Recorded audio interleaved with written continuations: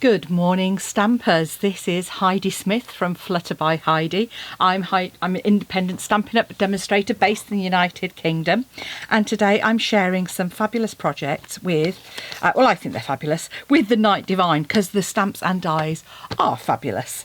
And these are just some of the cards I've been making while I've been playing with these, and you can see lovely sort of panoramic ones and pop-up cards as well. You can see just in the back there that lovely embossed effect as well. So those are the cards. If you're not already a subscriber, then hit the subscribe button and you will you'll be notified when I next post a video, and if you like what you see, please hit the like button. That really helps me as a YouTuber, and if I get the followers, then obviously I'm happy to share the projects. So this is the card we're going to make today. So it's a variation on a sort of a front flap card. You can see here you've got the image on the inside there, and then you've got a panel here for you to write your sentiment. If you didn't want to write it there, if you wanted to write a bigger message, then you could always pop it on the back. And you'll see what I've done is I've just got a nice edge here on each side, and what that does is it's twofold. One, it makes the card quite sturdy, and it also means it counterbalances the weight at the front, which obviously with all that die cutting there's a little bit of weight to it, so you just need to pop it like so, and that will stand up beautifully on someone's display piece. I like a card that stands up. We don't get that many cards these days, so I really like one that I can display. And you'll see here we've got some lovely images, and I've kind of doubled up on some of these as well because I wanted it to really fill for the front of the card. And there were kings, plural, and there were shepherds, plural. And you'll see we've got a little a cow here and a donkey and some sheep, and a camel in the background. So there we go. And this sort of really reminded me of a trip I made earlier this year to Morocco with the Sahara, with those beautiful orangey sands, and I was lucky enough to see a beautiful sunset there as well. A sunrise as well, and the sunset wasn't so good. We had a sandstorm. Didn't see much of the sunset at all, but I did see the sunrise very early. So there we go. So that's what we're going to make. So gather your supplies. You're going to need some of our lovely paper that comes in 12 by 12, and here it is here. I'm being very frugal with it, and you've got you have 12 sheets each, and 2 each of 12 design, 2 each of 6 designs even. So let me see if I can show you the ones I haven't cut apart to get those for you. So the DSP, here we go. So there, as I said, it's a lovely scene one, which you get, that leaves you lots of lovely sky as well. Another desert one with beautiful stars, lovely background for the sky, again a super desert, and then some more stars. And those are the 6 sheets that you get, 2 each of those. So you're going to need a piece of DSP, and say I thought I'd use this one, slightly different one.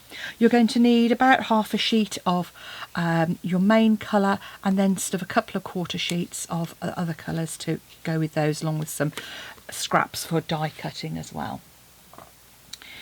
So let's get on with our stamping and blending first.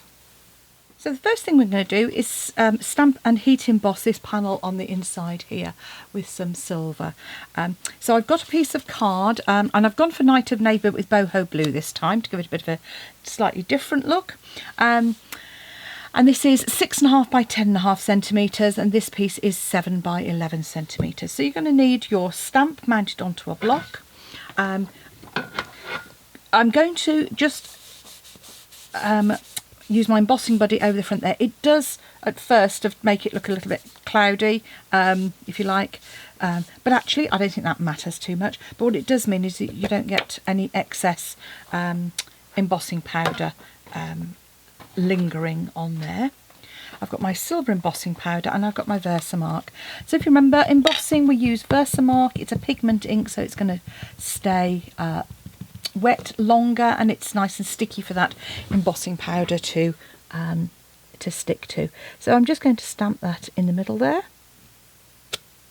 So then I'm going to grab my tray. Really useful if you don't have one of these, just saves all those bits of paper. Give it a little flick. And then I did a video recently, couldn't find these. Really useful though. I mean, how good is that to hold on to it and save your fingers getting burnt. And because they're self-closing tweezers, if that makes sense, I'll show you what I mean in a minute. So just tap that in there. So, and what I tend to do is after I've used my tray, I do then give it a wipe over with the anti-static embossing buddy, just so I don't get any contamination of my embossing powders. Pop your closure back on the bottom and lid on, because the next thing you'll know is that it'll go everywhere if you're anything like me. So we've got that. Grab your heat gun. I always heat from underneath, twofold. One, I can see what's going on, and because that's how I learned. So just heat it up and just hold it in one place until you see that start to go, and you will suddenly see the magic happen. And just go over and just hold it just for a few seconds. Don't overheat it. So hold it till it melts, and then a couple of seconds more, and then move on. And you can see that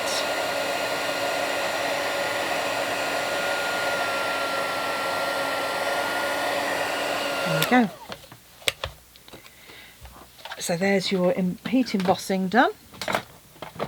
Pop everything else away. Now if you want to wipe over that to get rid of a bit of that powder, you can do. It burnishes it up nicely. Nice bit of sleeve work there. And there we have our sentiment. And I'm just popping that on some boho blue. You will find that it will curl slightly with the heat. That's fine. It will soon flatten out on that flat piece of card.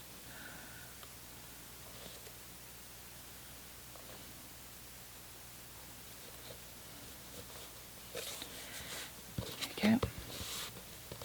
And just pop that to one side to let the glue dry. So the next thing we're going to do is our panel for the front. So again, I've got a piece of card that is 6.5 by 10.5 of my white, and I've got a piece of contrast black which is 7 by 11 centimetres. And then for inks, I've got my pumpkin pie, I've got some Starry Sky and some Orchid Oasis, which I know aren't colours that are in those papers, but they're ones that I think work really well with it anyway.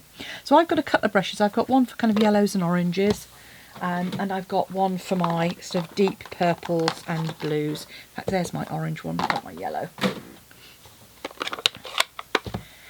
And then tap your brush in there. I've got just a piece of non-stick here that I'm just going to... Now I can't remember, I may well have used some Daffodil Delight on my original one. But to be honest with you, because it's going to be hidden behind those images, you don't need to use as many colours if you don't want to. The point of tapping it off first is that just gets rid of any excess, and I'm kind of deliberately coming a little bit higher in there to kind of give that ball of sun kind of effect. Pop that to one side. I'm going to come in with my lighter colour first, my Orchid Oasis. I'm just going to give that a very quick wipe. Then flip that over. So with this, I'm going to come in from the edges, come over and just blend it down into that orange. Concentrating mainly on that middle section. And then Starry Sky over the top there. So Starry Sky is our deeper colour. And you'll see there, it's just going to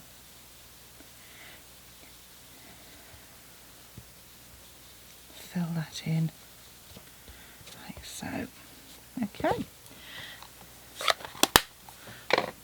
ink pads and brushes to the side.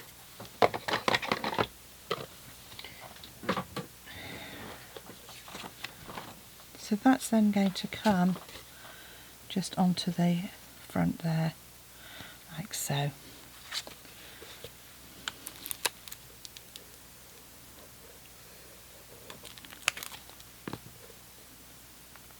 Actually, I didn't actually want to do that just yet, but I'll tell you why in a moment.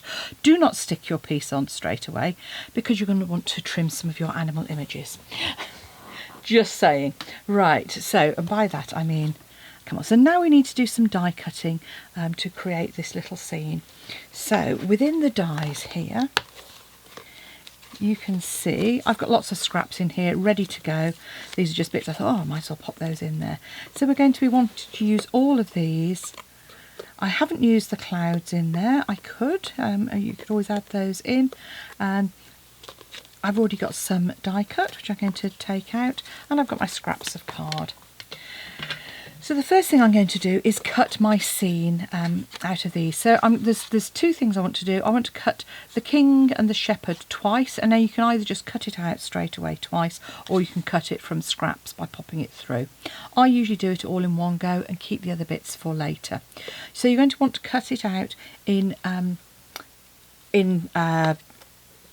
black, and then you're just going to want to cut this section here on the left with the king in white. So I'm going to go away and do that. We're going to cut out our camel as well in some black, and then we want to cut our cow and donkey out of some of the other colours as well. I used a bit of crumb cake for my donkey, so I'm going to go away, and then the other thing you want to do is cut out just a centre section of this in gold. Now this is some old gold foil I've got here, and I literally just had some scraps. And so all I did was I just popped that, it's because it's already got some self-adhesive over the top there, and I'm going to die cut that just separately on its own. You don't want to cut loads of other bits out because, let's be honest, we want to save our nice shiny stuff. I'll be back in a moment. So I've done my die cutting. So just to run through, I've got a camel in black, I've got a donkey which is in crumb cake sponge with a bit of pecan pie, I've got my little manger on a scrap of gold foil, I've got a sheep out of basic white, I've got a cow out of copper clay, and then the main scene I've done two full ones in black, I've done a partial one in misty moonlight just on a scrap, and a partial one of the king and the sheep, so again just on a scrap that I happen to have. So now we can start trimming some of those to build our scene. So I'm going to start off by just coming in and trimming Mary and Joseph kind of clothing like so. That's going to be the front, and I'm just going to, that is going to go straight over on the front one. Now if you've got some fine tip glue, that's really useful. You could use some, you know, whatever your preferred sort of detail glue is, and I'm just going to pop that on there.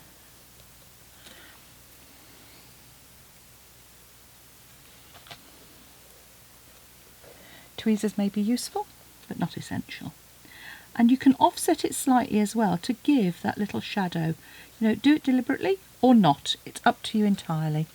So then I can come in with my manger, and I just, it's kind of a way of spotlighting that, and I'm just trimming the legs off, or the ground beneath the legs. So that's just going to go over there, like so. Now the next thing I want to do is to create my white sheep. So I'm actually going to trim down the front of the king, because I kind of wanted the sheep to be standing behind. So just trim that sheep away, and then I'm just cutting away any bits I don't really want to see, but leave myself with enough that it can just pop behind. So you'll see there, I've got enough to line it up and it just pops behind, and then I'm just going to trim that piece away as well. So add your adhesive onto the body here.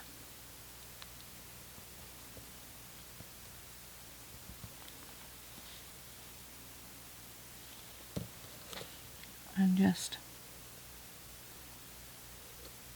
pop our sheep in place. And then the last bit is to add our extra shepherd on the right and our extra king on the left there. So I'm just going to, what am I going to do? I'm going to leave just a bit of that sheep to act as my overlay. So that's going to just come here like so and like so. So I'm going to put now the adhesive on the front of these pieces.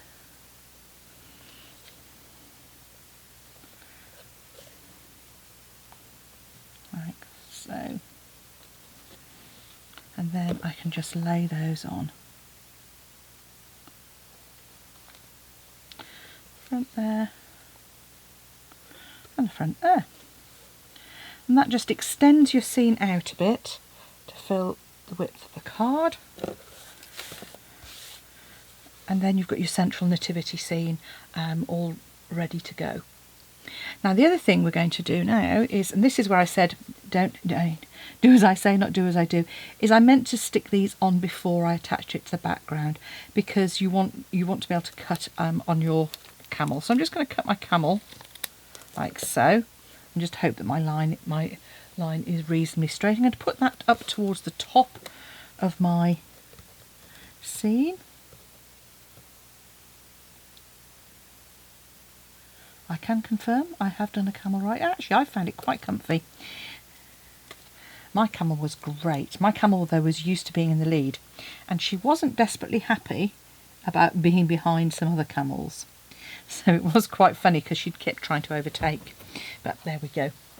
And then we're going to pop our scene on. Now, this is where Stampin' Dimensionals, they do some great black dimensionals. So I would really recommend getting some of these if you're doing any silhouettes. And what I do is I tend to put them where things overlap as well. So that just helps sort of cement those joins. I also want to make sure that my main pieces don't disappear. So I want to keep those nice and supported as well. Now the great thing is, obviously with these you can see immediately whether you've taken the backing off them as well. So just make sure it's nicely supported. I'm using the mini ones. They come in a mixed pack of the large and the mini, so you will be good to go with whichever size you want. I might just pop a white one on that sheep as well.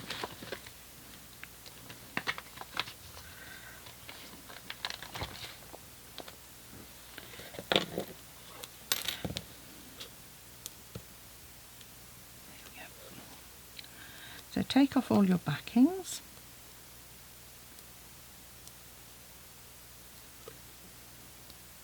It's going to be a longer than usual video because there's a little bit more fiddling, as you can see. So then place that in the centre. I'm just going to come up very slightly to give me some space to put my other animals in. So I'm going to come in with my donkey on the front here. I'm going to pop a dimensional just on the rear end of the donkey, and I'm going to put a bit of adhesive on the front, because where that overlaps you don't want that poking up or getting caught. So that pops it in there. I'm going to pop my little sheep in there as well. Just put some on the body because the legs are obviously going to be to the front to kind of give that 3D effect.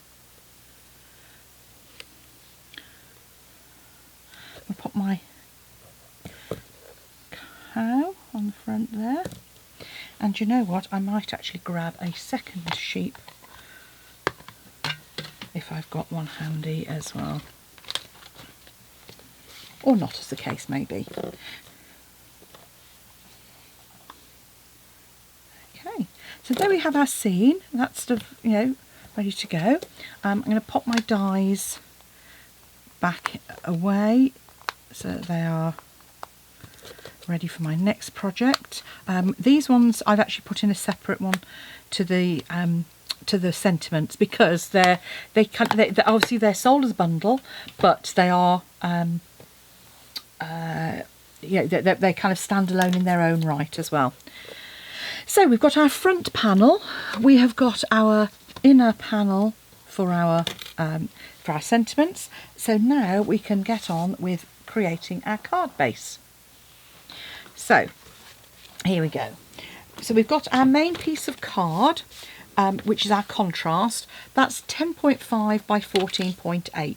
So that's whatever your card base size is. Then we've got our layering piece. So this one is 10.5 by 24.8. And the scoring is really simple. It is 3.5, 7 and 10.5. That's all your scoring. You've then got another piece that's 7.5 by, that is 7 by 11 in the same colour. And then we've got a piece here which is to go on the inside, and this is 8.5 by 6.5, and then the white is 8 by 6 centimetres. As always, I will put all the dimensions on my blog for you. If I get a chance to put them on below this description, I will. If not, there'll be a link there to the blog post for you. Grab your bone folder and just reinforce those score lines and then concertina them back like so. And what I'm actually going to do is we're going to sandwich our some of our card that together to make it nice and sturdy. When it's holding on to something that's got several layers, we want it not to bend. Oh, and the last bit is I need to get some DSP, don't I? You want 2 pieces of DSP. You want one that is 14 by 10, which is going to go into the centre there. And then you want a second piece that is 10 by 3, just to go on the front there as well. This one you could probably get away with being slightly shorter, probably 13.8 actually.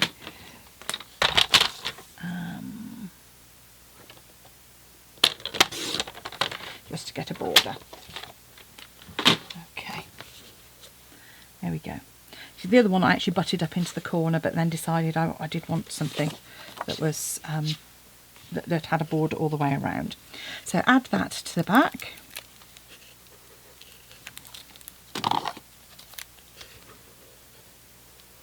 So I'm just using some Tombow there to add that in.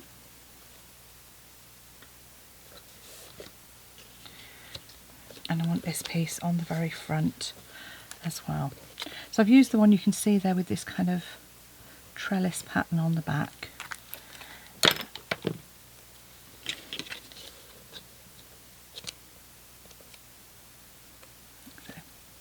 And that just lines up top and bottom with that back piece. So I'm going to add our main panel, our zigzag.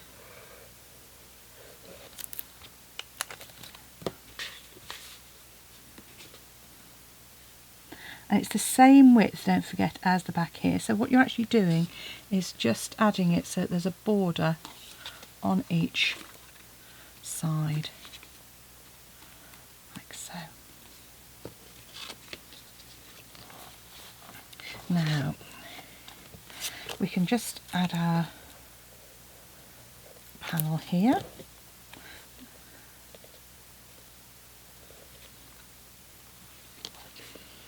So this front piece is going to go on, and you'll see you get a nice neat border all the way around there. So you're just going to add the adhesive. Now if you want to be sure of where it is, then by all means mark it. So you can grab an erasable marker and just put a couple of little marks where you want the adhesive to be.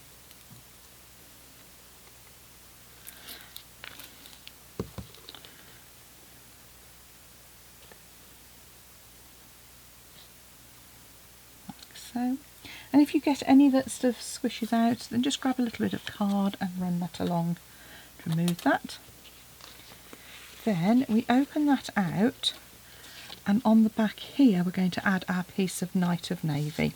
So this is exactly the same, and what this does is it just ties the back in.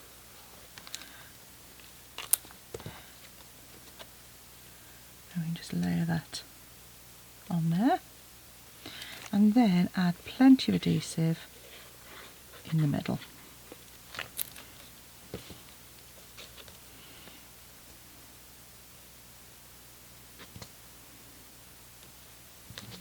This panel then just sits on the inside there.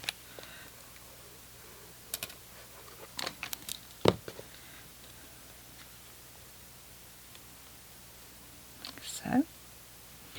And then this centre panel is actually going to sit directly behind this one here. So all we want to do is just make sure that that is centred. Again, a little mark can help,